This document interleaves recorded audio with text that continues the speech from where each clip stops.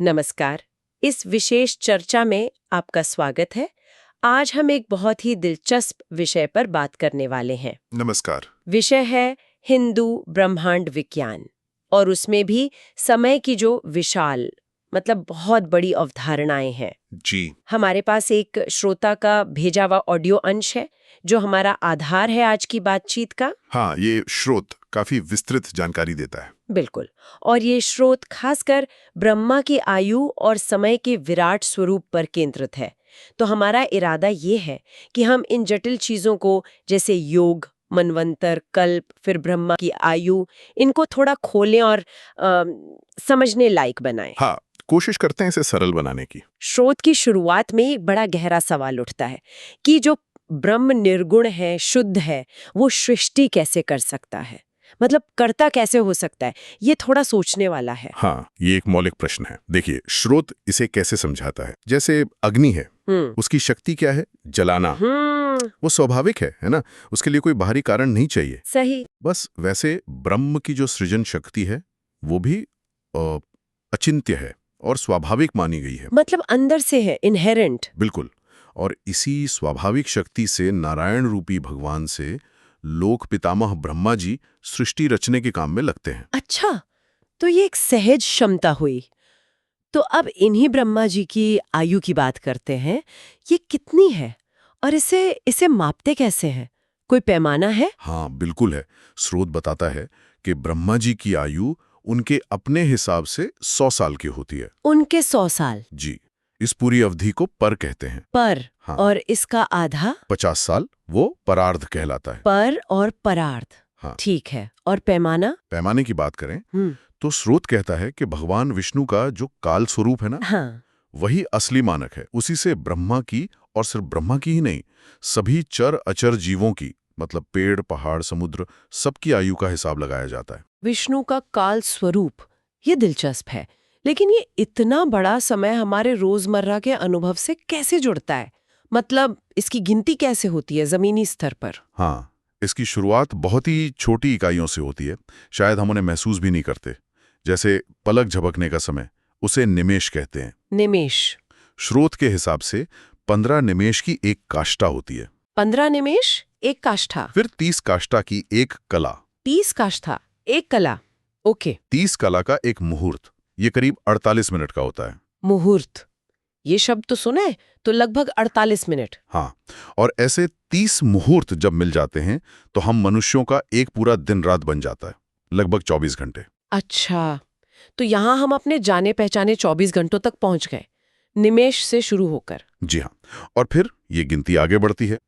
30 दिन रात हुए, यानी 2 पक्ष, शुक्ल और कृष्ण, तो एक मास बन गया, मतलब महीना। एक महीना? 6 मास का एक अयन होता है, दक्षिणायन या उत्तरायण। 6 महीने का अयन, ठीक। और 2 अयन मिलकर, यानी दक्षिणायन और उत्तरायण, हम मनुष्यों का 1 साल पूरा करते हैं। 1 साल, यहाँ तक तो ठीक है, ये हमारी गणना है। पर यहाँ एक बहुत ही माइंड ब्लोइंग बात स्रोत बताता है। क्या? कि जो हमारा 1 साल है ना, वो देवताओं का सिर्फ 1 दिन और रात होता है। क्या? हमारा पूरा 1 साल, उनका बस 1 दिन रात? हाँ, हमारा दक्षिणायन जो है वो उनकी रात है, और हमारा उत्तरायण उनका दिन। अरे बाप रे, ये तो समय का पैमाना ही एकदम बदल गया। तो फिर देवताओं के साल कैसे गिने जाते हैं और ये युगों से कैसे जुड़ता है? सतयुग, त्रेता, द्वापर, कलयुग, ये सब कहाँ फिट होते हैं? बिल्कुल, यहीं से हम दिव्य वर्ष और युगों की दुनिया में आते हैं।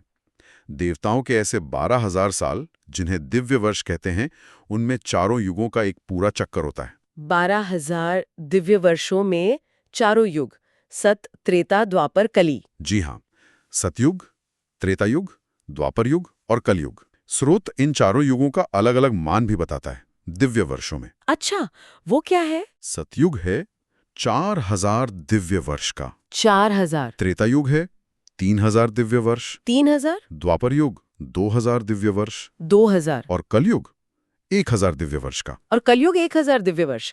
एक मिनट, अगर मैं इन्हें जोड़ूं, 4,000 प्लस 3,000 प्लस 2,000 प्लस 1,000, ये तो 10,000 दिव्य वर्ष हुए। पर आपने तो 12,000 कहा था। बिल्कुल सही पकड़ा। यहीं पर संध्या और संध्यांश का कॉन्सेप्ट आता है। संध्या और संध्यांश, ये क्या है? स्रोत समझाता है कि हर युग के शुरू में एक संध्या काल होता है और युग के खत्म होने पर एक संध्यांश काल। ये ऊबरगैंग्स फाजन है, संक्रमण काल। अच्छा, ट्रांजिशन पीरियड जैसे। हाँ, बिल्कुल। और इन दोनों का समय कितना होता है? उस युग के जितने साल हैं उसका 10वां हिस्सा। 10वां हिस्सा?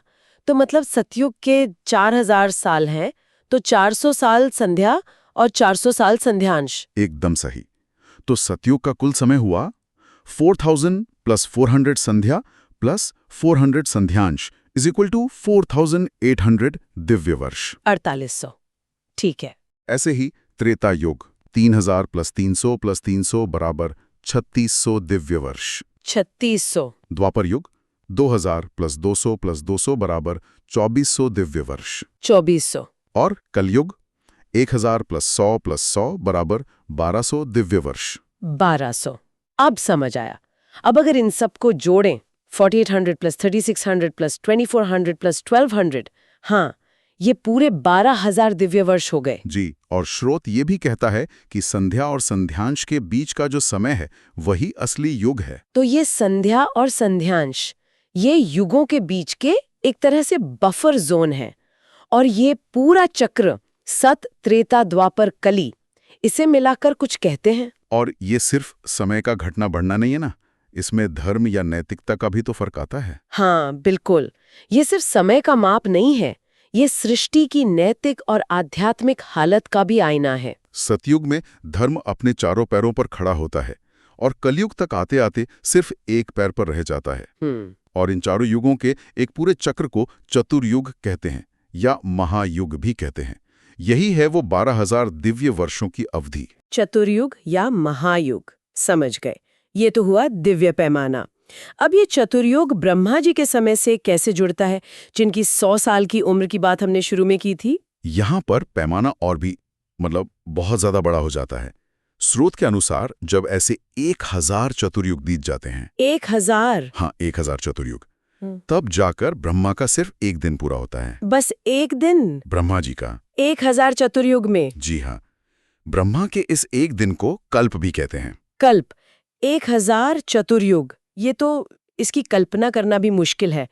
एक चतुर्युग 12000 दिव्य वर्षों का था, और एक दिव्य वर्ष हमारे कितने सालों के बराबर होता है? मानव वर्षों में एक दिव्य वर्ष 360 साल का होता है। 360 साल। तो एक चतुर्युग हुआ 12000 × 360।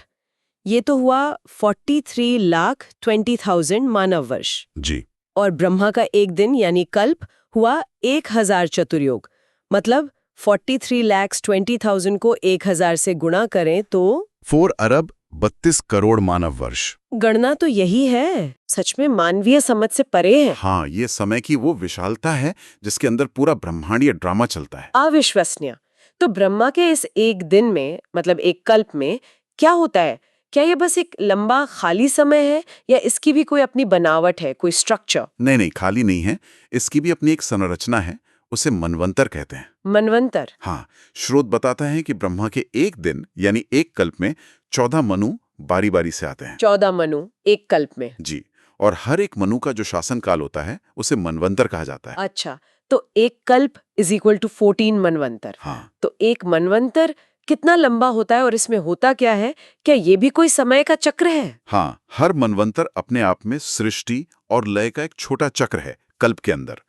स्रोत कहता है कि हर मनवंतर में उस समय के सप्तऋषि, अलग अलग देवता, उस मनवंतर के खास इंद्र, खुद मनु और मनु के बेटे जो राजा बनते हैं, ये सब एक साथ रचे जाते हैं और उसी मनवंतर के आखिर में उनका संहार भी हो जाता है। मतलब हर मनवंतर में एक मिनी सृष्टि और मिनी प्रलय जैसा। हाँ, कुछ वैसा ही समझ लीजिए। ये प्रक्रिया हर मनवंतर में दोहराई जाती है। और ये कितना लंबा होता है एक मनवंतर? इसकी अवधि है 71 चतुर्युग से थोड़ी ज्यादा। 71 चतुर्युग से ज्यादा? हाँ, दिव्य वर्षों में देखें तो ये संख्या बनती है 8,52,000 दिव्य वर्ष। 8,52,000 दिव्य वर्ष। और अगर इसे हम अपने इंसानी सालों में बदलें तो ये लगभग 30,67,20,000 साल होता है। 30,67,20,000 साल एक मनवंतर। तो अगर 14 मनवंतर हैं और हर एक 71 चतुर्युग से थोड़ा ज्यादा है, तो 14 गुना 71 करें तो ये 994 चतुर्युग हुए। जी। और आपने कहा था कल्प 1000 चतुर्युग का होता है, तो ये लगभग बराबर ही है। हाँ, वो जो थोड़ा ज्यादा वाला हिस्सा है ना हर मनवंतर में, और मनवंतरों के बीच के संधिकाल, उन सबको मिलाकर ठीक 1000 चतुर्युग बन जाते हैं ब्रह्मा के एक दिन में। अच्छा, वो गणित बैठ जाता है। हाँ। तो 14 मनवंतर इक्वल्स 1 कल्प इक्वल्स ब्रह्मा का एक दिन। हाँ। ये मनवंतर का चक्र जिसमें सब रचा जाता है और फिर नष्ट हो जाता है, ये कुछ कुछ हमारे मौसमों के बदलने जैसा लगता है, लेकिन एक बहुत ही बड़े पैमाने पर। हाँ, ये तुलना कुछ हद तक मदद करती है समझने में। और हाँ, ये वही ब्रह्मा है जिनकी स्वाभाविक सृजन शक्ति की बात हमने शुरू में की थी। वो अब इन विशाल समय चक्रों के अंदर हर कल्प की शुरू में सृष्टि रचते हैं। तो ब्रह्मा का एक दिन कल्प इक्वल्स 1000 चतुर्युग इक्वल्स 14 मनवंतर संधि कालों के साथ। हाँ। ये ढांचा अब साफ हो रहा है। हाँ। अब सवाल ये कि जब ब्रह्मा का ये इतना लंबा दिन, ये कल्प खत्म होता है, तब क्या होता है? उसके बाद होता है नैमित्तिक प्रलय। नैमित्तिक प्रलय। हाँ, इसे नैमित्तिक इसलिए कहते हैं क्योंकि ये ब्रह्मा की रात का निमित्त है, मतलब कारण है। ये नियमित रूप से हर कल्प के अंत में होता है। अच्छा, तो इसमें क्या होता है? स्रोत बताता है कि इस प्रलय के समय भूलोक यानी पृथ्वी, भुवलोक यानी अंतरिक्ष और स्वर्गलोक, ये तीनों लोक भयंकर गर्मी से चलने लगते हैं। तीनों लोक चल जाते हैं। हाँ। तो फिर वहां रहने वालों का क्या होता है, जीवन का? इन तीनों लोकों से ऊपर जो महर लोक है, वहां के निवासी सिद्धगण, वो इस ताप से परेशान होकर और ऊपर चले जाते हैं जनलोक में। महर लोक से जनलोक चले जाते हैं। हाँ, और धीरे धीरे जब ये तीनों लोक भू, भुवा, स्व पूरी तरह जलकर एक विशाल समंदर जैसे बन जाते हैं, एक आर्णव कहते हैं उसे। एक कार्णव मतलब सब पानी ही पानी। जी, तब जनलोक में बैठे योगी जिनका ध्यान करते हैं, वो नारायण रूपी ब्रह्मा जी इन तीनों लोकों को मानो खा लेते हैं, मतलब अपने अंदर समेट लेते हैं और संतुष्ट होते हैं। और उसके बाद फिर वो भगवान शेषनाग की शेष पर सो जाते हैं। शेष शैया पर शयन करते हैं। हाँ, यही ब्रह्मा की रात्रि कहलाती है, और ये रात भी उतनी ही लंबी होती है जितना उनका दिन था। यानी पूरे 1000 चतुर्युग या 4 अरब 32 करोड़ मानव वर्ष जितनी लंबी रात। बिल्कुल, इस पूरी रात में कोई सृष्टि नहीं होती, बस भगवान नारायण रूप में शेष शैया पर योग निद्रा में रहते हैं। और जब ये रात खत्म होती है, तब वो फिर से जागते हैं और नए सिरे से नए कल्प में दुनिया बनाते हैं। तो ये सृष्टि और प्रलय का एक लगातार चलने वाला चक्र है। ब्रह्मा का दिन, फिर ब्रह्मा की रात, दिन में सृष्टि, रात में प्रलय। ये कब तक चलता रहता है? स्रोत के अनुसार ये दिन और रात का सिलसिला ब्रह्मा के पूरे 100 साल तक चलता है। उनके 100 साल तक? जी हाँ, यही उनकी परमायु है, यानी पूरी उम्र। उनके अपने पैमाने के 100 साल। अगर उनका एक दिन ही 4 अरब 32 करोड़ मानव वर्षों का है, तो उनके 100 साल गुणा 360 दिन। ओह माय गॉड, ये संख्या तो मैं सोच भी नहीं सकती। हाँ, ये वाकई मानवीय कल्पना से बहुत बहुत परे है। क्या हमें ये पता है कि ब्रह्मा जी की उम्र के किस हिस्से में हम अभी हैं? हाँ, स्रोत यहाँ एक और अहम जानकारी देता है। वो बताता है कि ब्रह्मा जी की उम्र का आधा हिस्सा, यानी एक परार्ध 50 साल, वो बीत चुका है। 50 साल बीत चुके हैं। जी, और जब ये पहला परार्ध खत्म हुआ था, उसके आखिर में पाद्म नाम का महाकल्प हुआ था। पाद्म महाकल्प।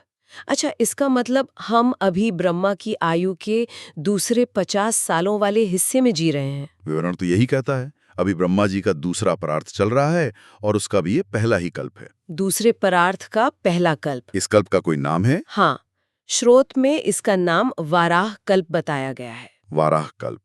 तो इस पूरी चर्चा से एक बात तो बिल्कुल साफ है कि हिंदू ब्रह्मांड विज्ञान में समय का जो नजरिया है वो कितना विशाल है, कितना गहरा है और पूरी तरह से चक्रीय है। जी। कहाँ पलक छपकने का निमेष और कहाँ ब्रह्मा की पूरी 100 साल की आयु। निमेष, काष्ठा, कला, मुहूर्त, फिर दिन, रात, मास, अयन, हमारा साल, फिर दिव्य वर्ष, युग, चतुर्युग, मनवंतर, कल्प, परार्ध और फिर पूरी परमायु। ये हमारे जीवन काल की तुलना में तो लगभग अकल्पनीय है। निश्चित रूप से। और ये ढांचा सिर्फ समय को नहीं, बल्कि हमारे होने को, हमारे अस्तित्व को ही एक बहुत बड़े कॉस्मिक संदर्भ में रखता है। सही कहा। ये दिखाता है कि कैसे हमारा जीवन, समाज, सभ्यताएं, यहाँ तक कि ग्रह और देवता भी एक बहुत बड़े विशाल ब्रह्मांडीय ताने बाने का बस एक छोटा सा हिस्सा है। हाँ, और सब कुछ एक अंतहीन लयबद्ध चक्र में बन रहा है और बिगड़ रहा है। कुछ भी हमेशा के लिए नहीं है, सब बदल रहा है। बिल्कुल, स्थिरता एक भ्रम है, परिवर्तन ही सत्य है इस पैमाने पर। ये वाकई सोचने पर मजबूर करता है। हमारी रोज की जो छोटी छोटी चिंताएं हैं, हमारी उपलब्धियां हैं, वो इस ब्रह्मांडीय विस्तार के सामने कितनी क्षणिक लगती हैं। हाँ, एक अलग पर्सपेक्टिव मिलता है। और जाते जाते श्रोताओं के लिए एक सवाल छोड़ जाते हैं जो इस स्रोत से ही निकलता है। जरूर। गहरा सवाल है। क्या मकसद सिर्फ इस अनंत चक्र का हिस्सा बने रहना है या कुछ और भी है? ये एक ऐसा सवाल है जिस पर इस स्रोत की जानकारी की रोशनी में और सोचा जा सकता है, मनन किया जा सकता है।